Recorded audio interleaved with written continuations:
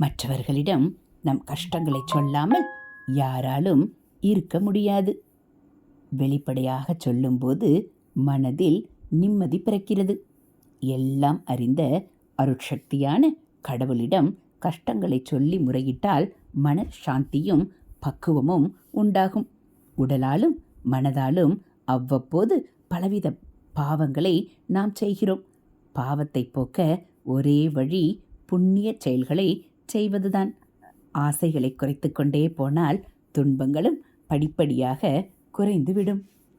உடம்பால் மட்டுமல்லாமல் மனதாலும் யாருக்கும் தீங்கு செய்யாமல் இருப்பதே அஹிம்சை. நல்ல விஷயமாக இருந்தாலும் கடுமையாக சொன்னால் யாரும் அதை ஏற்றுக்கொள்ள மாட்டார்கள். பிறர் ஏற்றுக்கொள்ளும் விதத்தில் அன்பாக சொல்ல வேண்டும். இயற்கையும் மாறுதலுக்கு உட்பட்டது. மலையும் கடலும் கூட காலப்போக்கில் மாறத்தான் போகின்றன. ஹரஹர சங்கர ஜெய ஜெய சங்கர, ஹரஹர சங்கர ஜெய ஜெய சங்கர. மகாபெரிவா சரணம். இது மகாபெரிவா அருள்வாக்கு.